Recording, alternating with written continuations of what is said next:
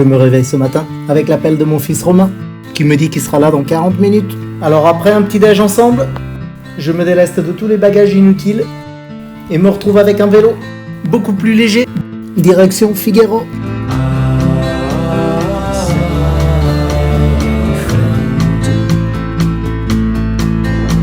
Eh bien, nous voici au Portugal. Là-bas, c'est l'Espagne. Et bon, là, c'est le Portugal.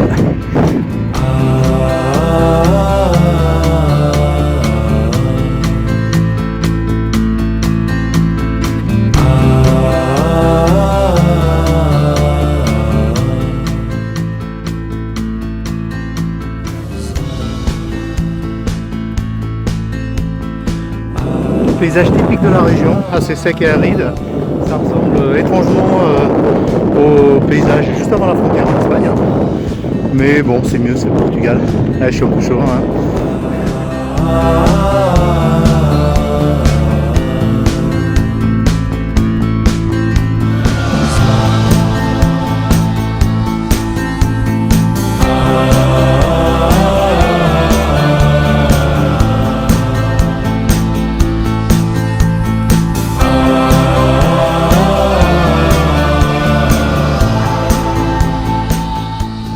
Au fond de l'image, on peut apercevoir, quasiment plus maintenant puisqu'il y a des arbres devant, on pouvait apercevoir Guarda, la ville de Guarda qui est à une 30-40 km ici.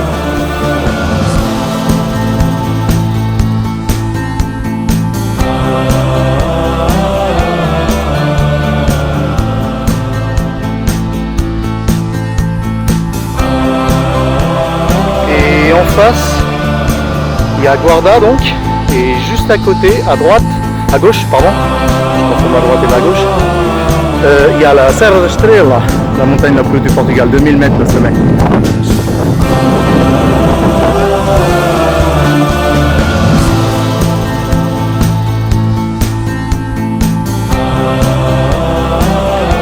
Il y a beaucoup de chiens errants ici au Portugal, c'est un peu les mauvais côtés pour un cycliste. Portugal. Là il y en avait deux, bon ils étaient pas méchants en général, ils sont pas méchants mais bon, voilà, parfois on n'est pas rassuré quand même.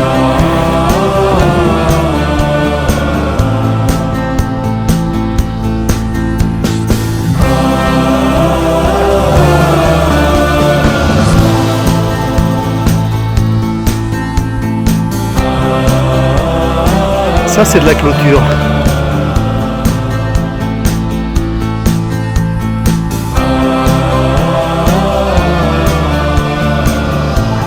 Les kilomètres défilent ainsi sur cette route que j'empruntais lorsque j'étais enfant avec mes parents.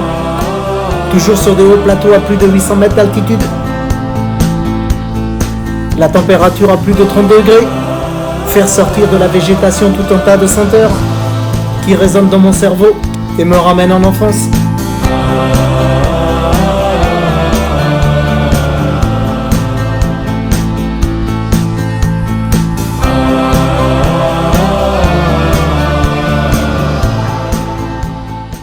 Château en arrière-plan là, des Templiers.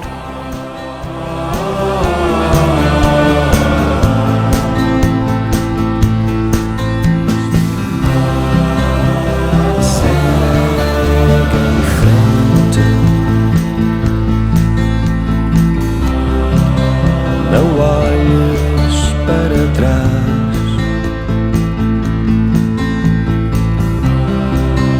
vivo presente que está a chegar.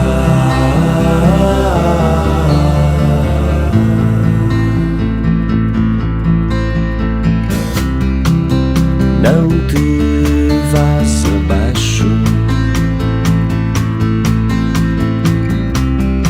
se o medo rondar.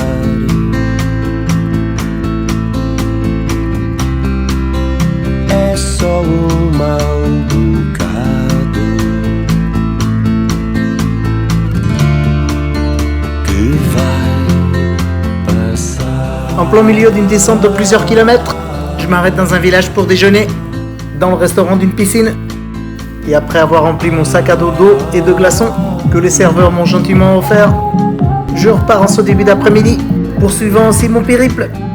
Portugal somos nós, mil histórias de coragem, o exemplo dos avós que fundaram esta casa. Après cette énorme descente, je suis passé d'une altitude de 800 mètres à une altitude d'environ 400 mètres. Il fait super chaud. Quero ver-te a sorrir. Là c'est Penamacor. De manhã ao acordar, Il y a un château là-haut. se passares por mim, quero-te abraçar. Avec ces températures qui ne cessent d'augmenter en ce milieu d'après-midi, le nerf de la guerre est vraiment le ravitaillement en eau. Je consomme environ 2 litres d'eau à l'heure. Les différents villages que je traverse sont déserts et pas beaucoup de fontaines sur le bord de la route. Il ne me reste plus qu'une demi-heure d'autonomie d'eau.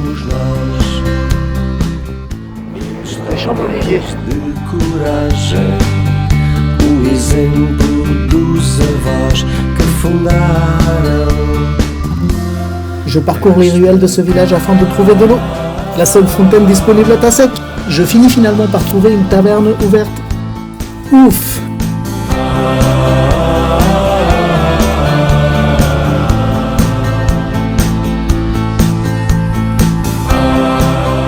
J'arrive à Castelbranco après 144 km effectués. Il me reste encore 85 km. Mais surtout, je n'ai fait que la moitié du dénivelé. Il me reste encore 1500 mètres d'ascension. Je survole des routes que je n'avais pas parcourues depuis au moins 40 ans. À l'époque, le Portugal ne faisait pas partie de la CE. Les routes étaient en mauvais état, parsemées de trous en formation. Les vitesses moyennes avec les voitures de l'époque atteignaient péniblement les 40 km/h. Sur certaines portions, j'ai l'impression d'aller plus vite avec mon vélo aujourd'hui. La fin de l'après-midi approche. Je suis à la recherche d'une terrasse pour manger un sandwich en guise de dîner.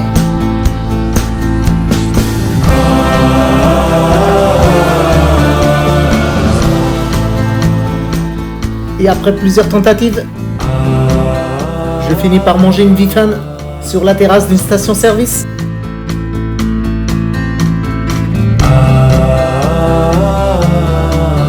Fini les 40 degrés du milieu de l'après-midi.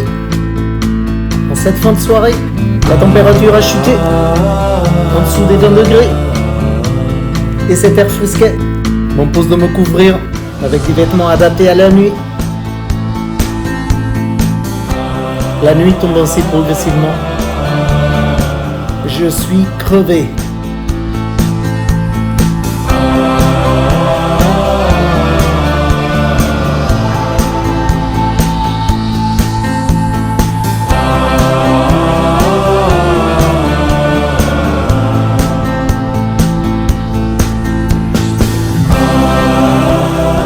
Éclairé par ma lumière frontale que j'ai mis en place lors de mon précédent arrêt et par une pleine lune magistrale, je progresse ainsi sur cette route sinueuse et vallonnée au milieu des éoliennes en passant à plusieurs reprises sous les viaducs de l'IC8.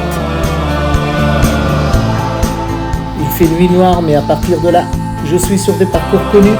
Mon compteur Garmin m'affiche qu'il ne reste plus que 20 km à réaliser. Allez, dernière descente jusqu'au barrage de Bossin avant d'entamer une des montées les plus difficiles de la journée. Et ce sera ainsi la dernière.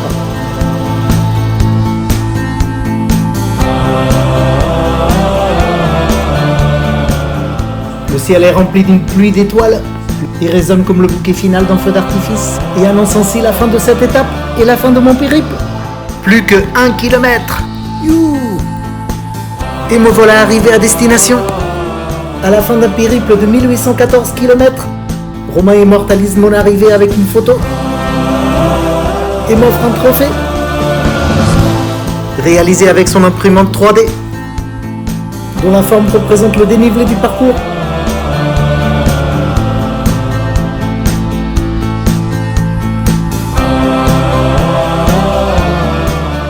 enfants, pour finir, voici quelques statistiques de mon aventure.